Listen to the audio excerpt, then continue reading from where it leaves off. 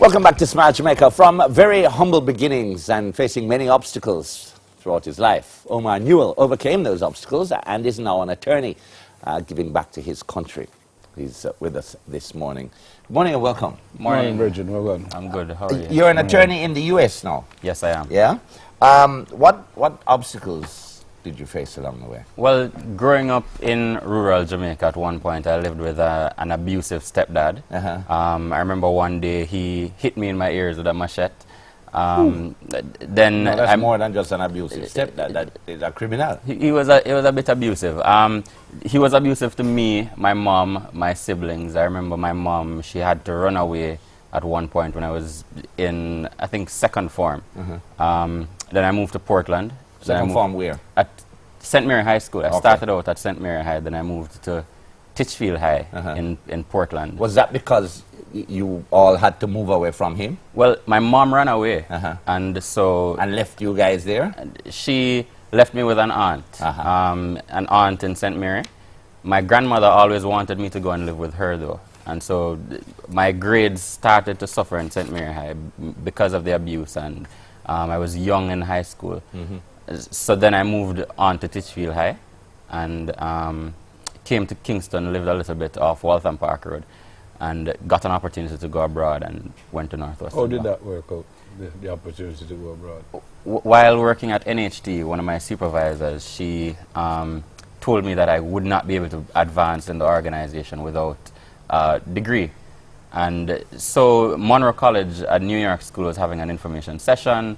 I went to talk to them, convinced them that I could play ball. Football? Football. They took the bait.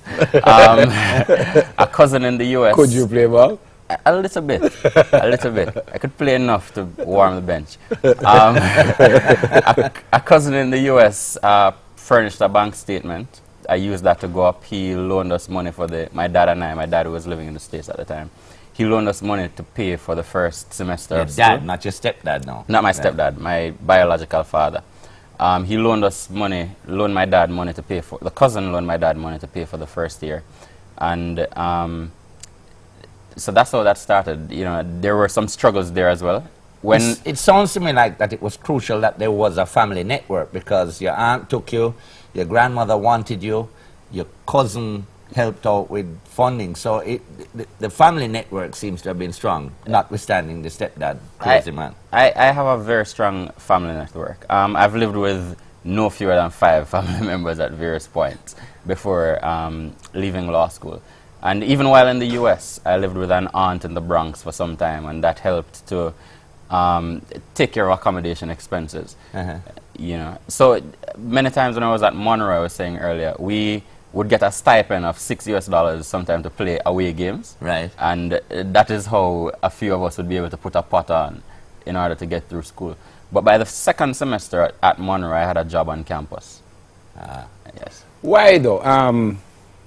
Because stronger youngsters have fallen by the wayside going through what you went through. What gave you that drive to accept that that was what was happening to you and still, you know, did what you did? My mom felt I was very bright at a very young age, and so she got me a motivational tape once with a guy by the name of Rico Brown, and Rico Brown would talk about risk-taking, and there's a quote that I hold dearly where he said, "He who risks nothing has nothing, does nothing, and is nothing." And so I've always, you know, tried to take a little risk to live outside of what my condition would dictate that I should, how I should live. Yeah. And so I just try and take advantage of opportunities that are available in my surroundings. And you're a little lucky that you're still here. You were hit by a car and you broke the ankle and ruptured the spleen. Yes, yeah? I'm spleenless. You are. I am. I always wonder why we have a spleen, because it seems like it's something we can throw away. I wonder. Well, you know, I think it helps to get rid of white blood cells. And I've had a few. When I just got out of the hospital, for the 2 weeks following, I had to be rushed to the University Hospital a few times just to do a blood test to see whether I was clotting. Right. I had a few scares over the years where I had to take some aspirin, but it's pretty. To I thin out the can't blood. even know. Yes, But I can live, I'm normal, no one knows. So you don't have to take any medication for it or anything? No, I don't. Okay. How long did it take you to qualify? So, undergrad was 4 years, law school, because the US system, it's a professional doctorate that you need. That was 3 years, and I, immediately after school, I was unable to take the popular bar exam, so I tried out an online bar review course that was available, and one go.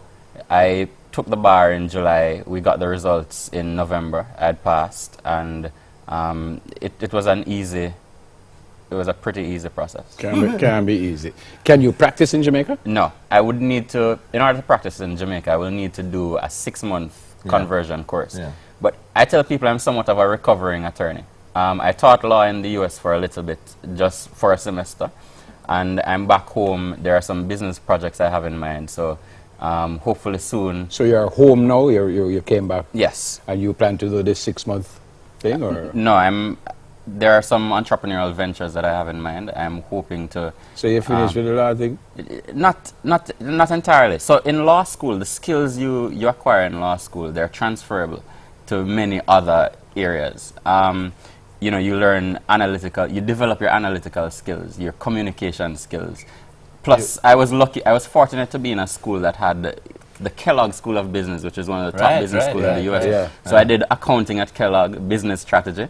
So I have a wealth of skills outside of the legal and profession. You have a PhD? No. You don't? A Juris Doctor. What A is JD. It's the American law degree. So up there they have to call you doctor?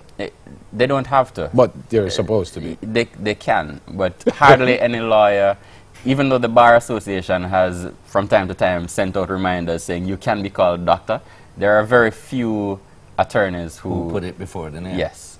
Okay. And what made you come back? Well, I have an interest in social change, and I figure if I'm going to do work to help people, I may as well do it to help the kids who grew up in Jamaica in circumstances similar to mine. I started a program when I worked at NHT called We Care Adopt a Child. One of the things I want to do while I'm here is scale it. What I did, I organized staff members to contribute a certain amount of money monthly. Right. And we use that money to purchase uniforms, to pay tuition, to provide lunch money, transportation for some needy inner city kids. I'm hoping to convince corporate Jamaica to have a We Care program in every business place. Okay. That's one of the things I'm hoping to Is do. your stepdad still around?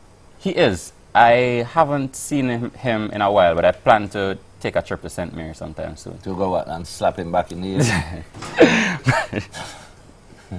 To do what? I might need to travel with you both. Back me up.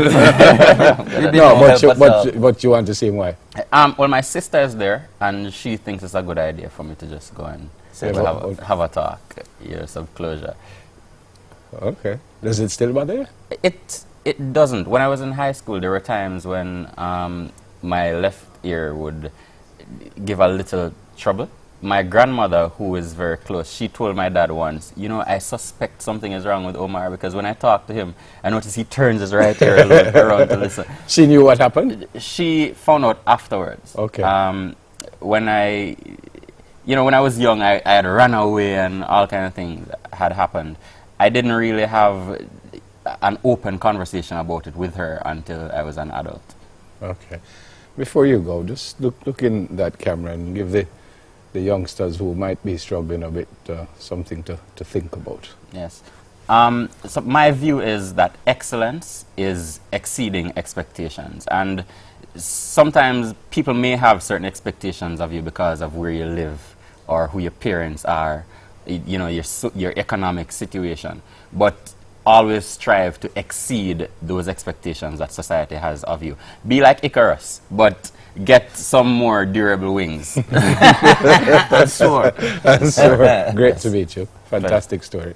And good luck as you move on. Omar Newell, I'll say U.S. attorney. You should still practice. Do the 6-month thing and practice in Jamaica.